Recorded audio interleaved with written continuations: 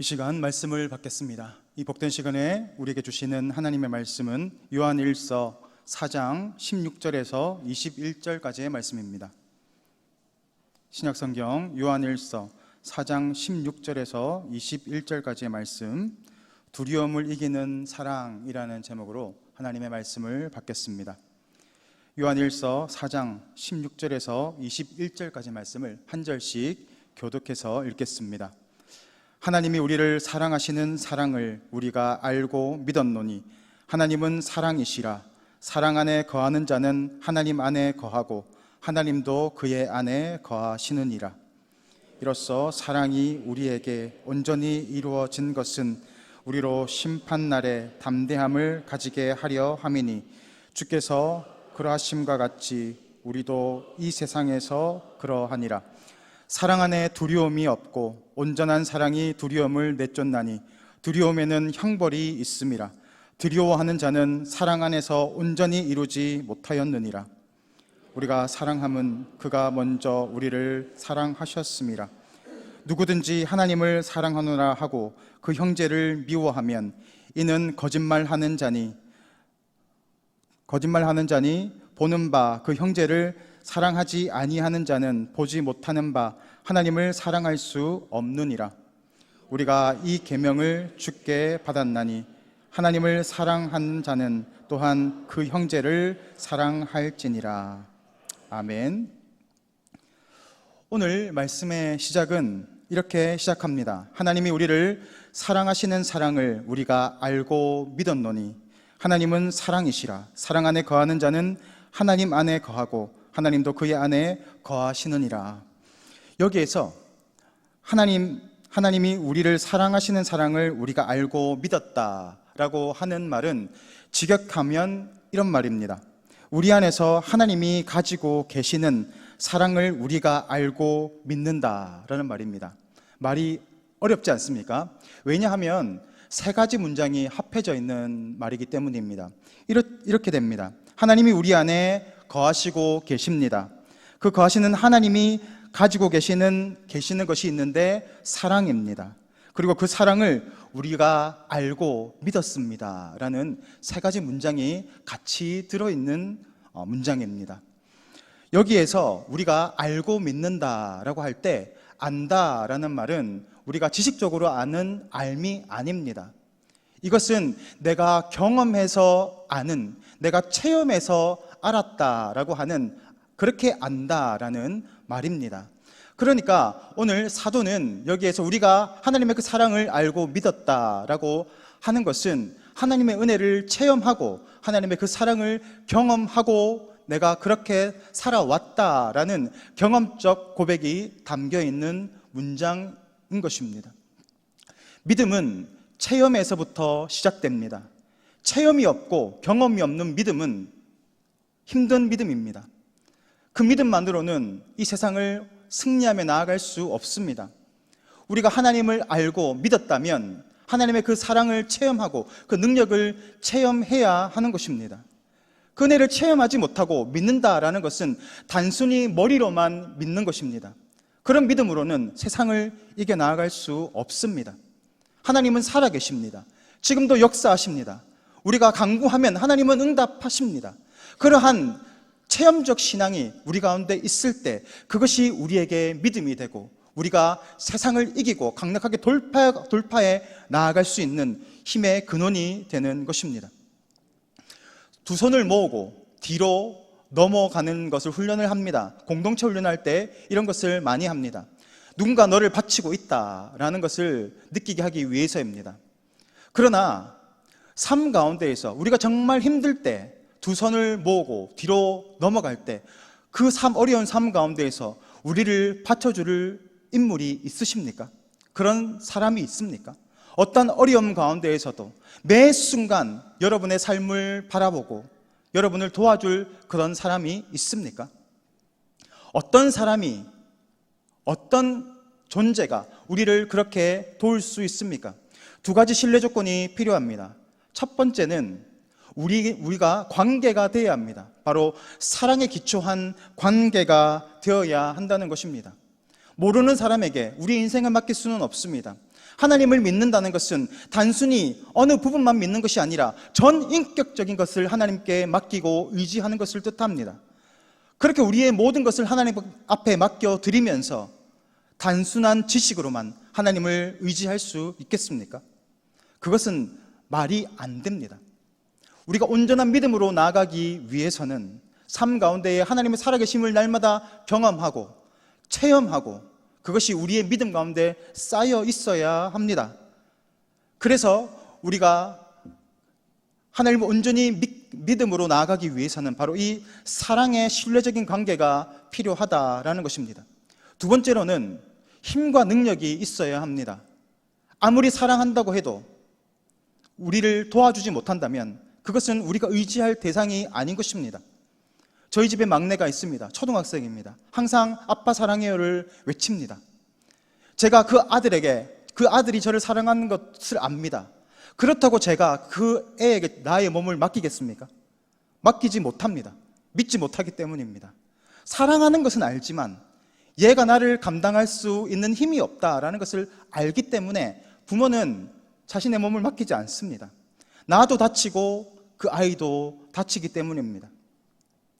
중요한 것은 나를 도와줄 수 있는 능력이 있는가, 권능이 있는가라는 겁니다. 이 두 가지 신뢰 조건이 갖추어져 있다면 우리는 그 사람과 그 존재와 신뢰 관계, 믿음의 관계를 세워나갈 수 있게 될 것입니다.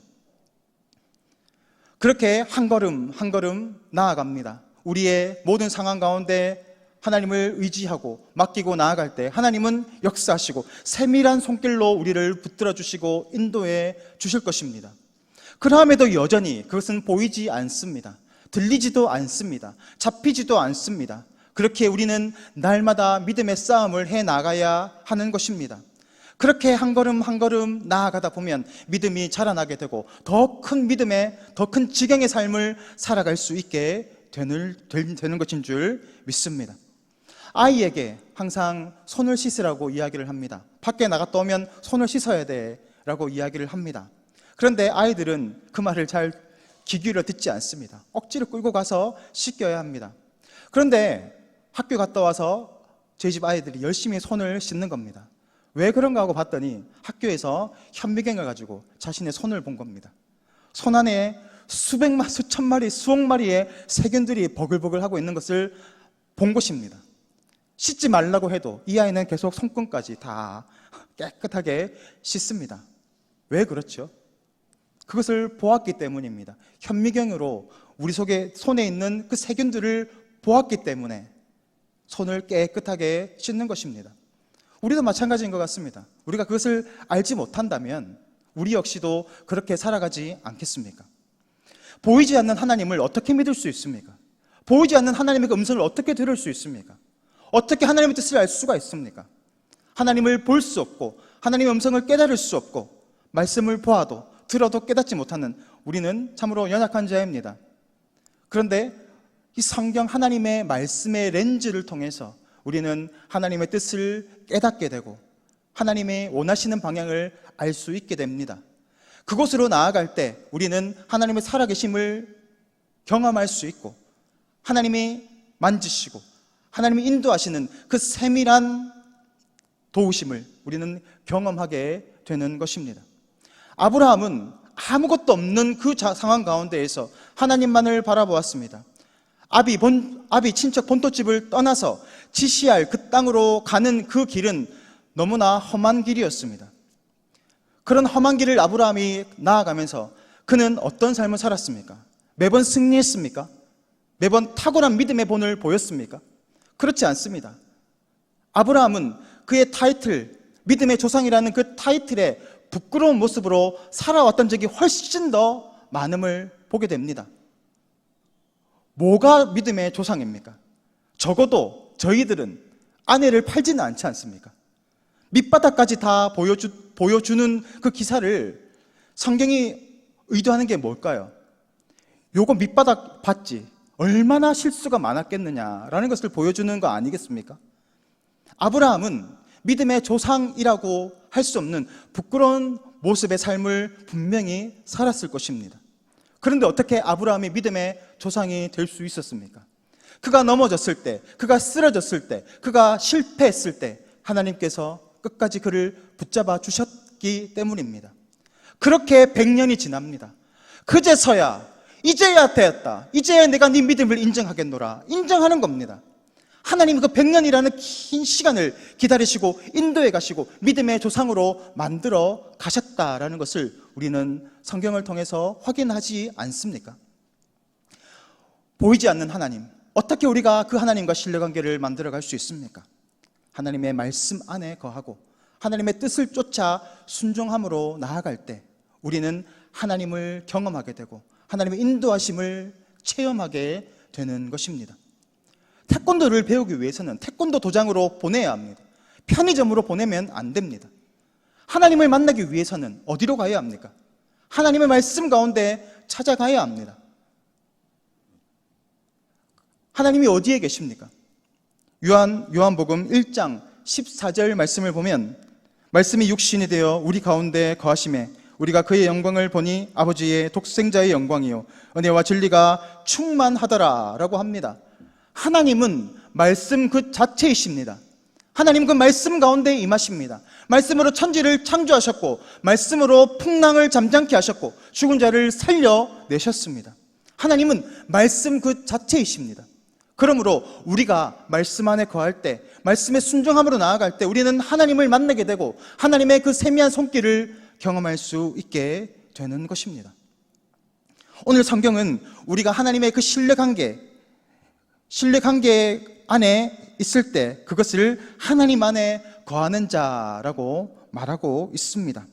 하나님을 믿음으로 붙잡는 사람, 믿음의 순종으로 나아가는 사람을 하나님 안에 거하는 자라 말하고 있는 것입니다. 하나님 안에 나아가게 되면, 하나님을 붙잡고 나아가게 되면 어떠한 변화가 생길까요? 눈에 여전히 보이지는 않지만 그 사람 속에는 담대함이 생긴다라고 오늘 본문은 이야기합니다. 이 담대함은 어떤 담대함입니까? 하나님이 나와 함께 하시니까 무섭지 않아, 다 할 수 있어 라기보다는 오늘 사도가 이야기하고 있는 담대함은 죄악, 심판에 대한 담대함입니다. 하나님 안에 거하는 사람에게는 담대함이 있습니다. 당연한 것 아니겠습니까?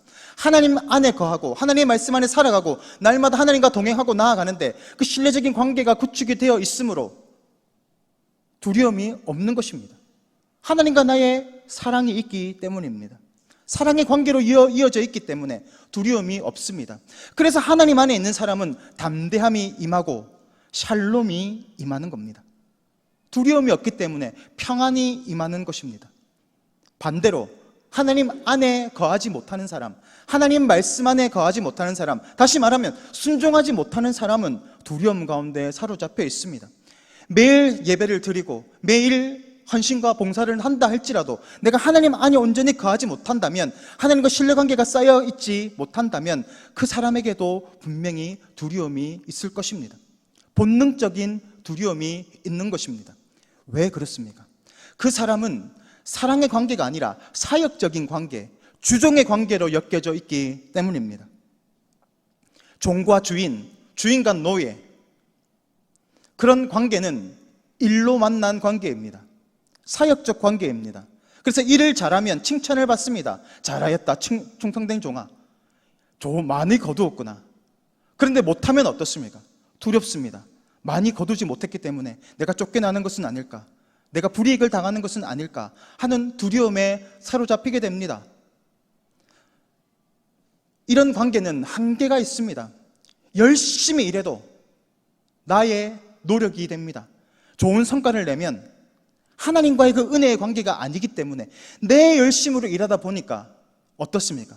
하나님께 영광이 아니라 나의 영광이 됩니다. 내가 똑똑해서 그렇지, 내가 잘나서 그렇지. 그러니까 이런 사람은 태생적으로 한계가 있습니다. 더 이상 나아가지 못합니다. 은혜를 공급받지 못한 사람은 반드시 쓰러질 수밖에 없기 때문입니다. 그런 사람이 나타내는 증상이 뭡니까? 번아웃입니다. 아무것도 할 수 없는 그런 지경에까지 넘어지게 되는 겁니다. 하나님과의 주종 관계, 사역적 관계는 항상 한계가 있습니다. 하나님이 우리에게 원하시는 관계는 어떤 관계입니까? 사랑의 관계입니다. 교제의 관계입니다. 실수해도 괜찮습니다. 넘어져도 괜찮습니다. 왜냐하면 이 하나님께서 나를 붙들어 주실 것이기 때문입니다. 우리의 연약함을 하나님은 잘 아십니다. 그렇기에 우리가 실수하실 것도 잘 아십니다. 넘어지실 것도 잘 아십니다. 그렇지만 우리가 왜 담대할 수 있습니까? 하나님과의 사랑의 관계가 되기 때문입니다. 신뢰의 관계가 되기 때문입니다. 왜냐하면 하나님이 다 해주실 것이기 때문입니다. 필요한 능력을 보내주실 것이고, 부어주실 것이고, 또 필요한 사람을 보내주실 것이고, 물질을 보내주실 것이고, 모든 상황을 열어주실 분은 하나님이시기 때문입니다. 그런 믿음으로 나아가면 하나님이 우리와 함께 하시고, 하나님 그 세밀한 손길을 느낄 수 있습니다. 부모와 자식 간의 관계가 그런 것 아닙니까? 자식이 조금 부족하다고 해서 어느 부부가 그 자식을 버리겠습니까? 그러나 사역적 관계는 그렇지 않습니다.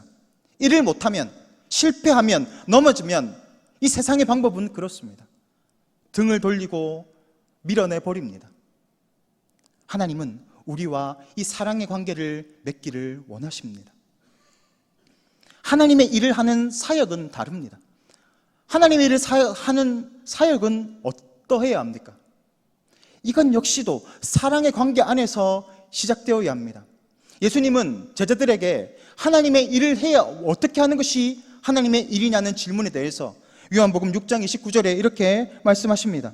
예수께서 대답하여 이르시되 하나님께서 보내신 이를 믿는 것이 하나님의 일이니라 라고 말합니다. 하나님이 보내신 그 예수를 믿는 것, 그것이 바로 하나님의 일이다. 그게 무슨 말일까요? 관계를 말하는 것입니다. 관계가 되어야 한다는 겁니다. 먼저 하나님과의 그 사랑의 관계가 구축되지 않고서는 어떠한 일도 소용이 없는 것입니다. 아무리 좋은 위대한 일을 한다고 할지라도 그 예수와 우리의 관계가 온전히 이루어지지 못한다면 그 모든 사역은 우리의 자랑이 되고 교만이 되고 결국 저주가 될 뿐입니다.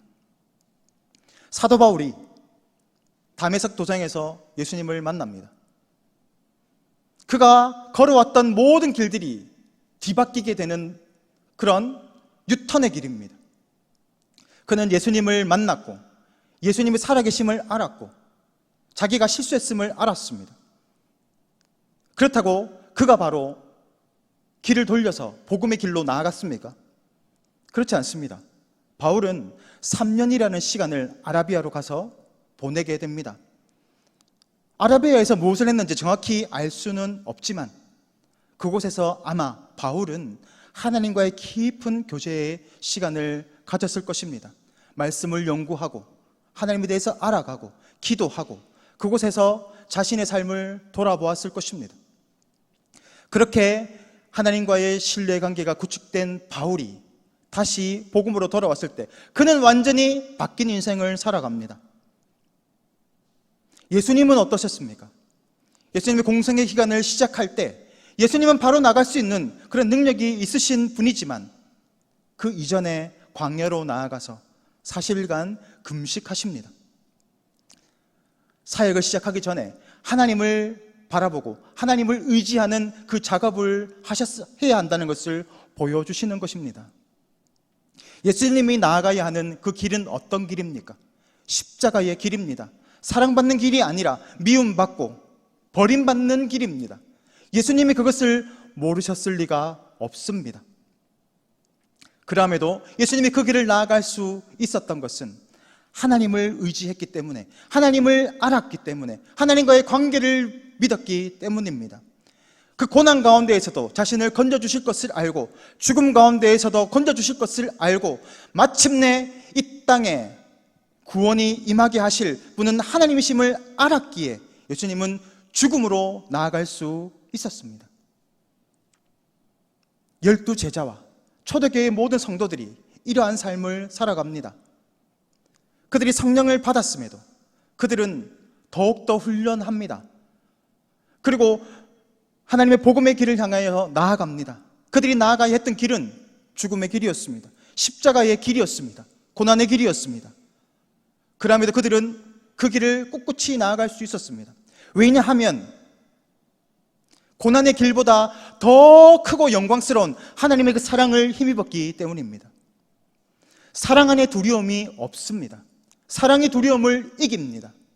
오늘 성경은 이야기합니다. 사랑 안에 두려움이 없습니다. 사랑이 두려움을 쫓아냅니다. 왜냐하면 하나님의 그 크신 사랑이 이 두려움을 초월하기 때문입니다. 그러므로 여러분, 사랑 안에 거하십시오 라고 오늘 사도는 말하는 것입니다. 얼마나 수많은 일들이 우리를 두렵게 합니까? 얼마나 많은 이 세상의 일들이 우리를 넘어지게 합니까? 근심과 걱정 가운데 살아가도록 합니까? 그러나 그리스도인들은 두려워하지 않습니다. 초대교회 성도들은 죽음을 두려워하지 않았습니다. 그들이 복음을 전할 때 그들은 화형을 당했고 십자가에 못 박혀 죽었고 목이 잘렸고 껍질이 벗겨지는 그런 비참한 죽음을 당해야 했음에도 불구하고 그들은 그러한 길을 감사함으로 나아갈 수 있었습니다. 왜 그렇습니까? 더 큰 하나님의 은혜를 힘입었기 때문입니다. 그래서 성경은 그들을 향해서 이렇게 얘기합니다. 세상이 감당하지 못하는 사람들이라. 오늘 우리가 그러한 삶을 살아야 할 줄 믿습니다. 하나님의 그 크신 은혜를 경험하고 하나님과 신뢰관계가 구축된 사람들은 환경과 상황의 흔들림에 요동하지 않습니다. 내가 요동한다는 것, 내가 두려움 가운데 떤다 하는 것은 바로 내가 하나님 안에 온전히 거하지 못한다, 그것을 증거하는 것이라고 오늘 사도는 말하고 있습니다. 믿음은 환경을 초월합니다. 상황을 초월합니다. 하나님께서 함께 하시기 때문입니다. 그 하나님이 함께 하시는 능력을 믿는 것입니다. 하나님 우리에게 손을 내미십니다. 손에 하이파이브를 하면 손뼉 소리가 납니다.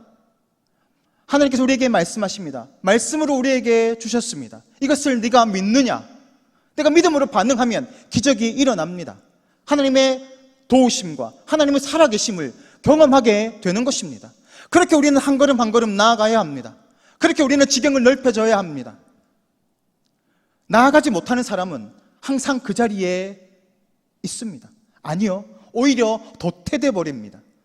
그래서 그리스도인들은 머물러 있는 사람들이 아닙니다. 넘어져도 앞으로 넘어져야 합니다. 날마다 전진하는 삶을 살아야 합니다. 그래야 쓰러지지 않습니다. 우리가 말씀에, 그 축복의 말씀에 믿음으로 반응하면 그 축복의 말씀들이 우리의 것이 됩니다. 축복의 삶을 살아가고 우리의 믿음도 커지고 더 많은 일들을 감당하는 그런 하나님의 백성이 될 수 있는 것입니다. 우리가 믿음으로 반응하면, 하나님에게 더욱더 나아가면, 신뢰관계가 구축이 되면 우리의 삶의 방향도 변화됩니다. 하나님을 더욱더 사랑하게 되고 그 하나님을 사랑하는 그 사랑을 통하여서 담대함을 얻게 됩니다. 그리고 그 사랑을 흘려보내는 사람으로 살아갑니다. 바로 우리 형제를 사랑하는 자, 내 이웃을 사랑하는 자로 살아갈 수 있게 되는 것입니다. 이것이 바로 율법의 완성입니다.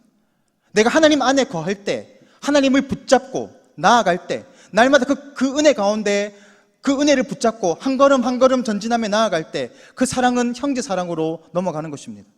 그것이 바로 오늘 본문이 이야기하고자 하는 주제입니다.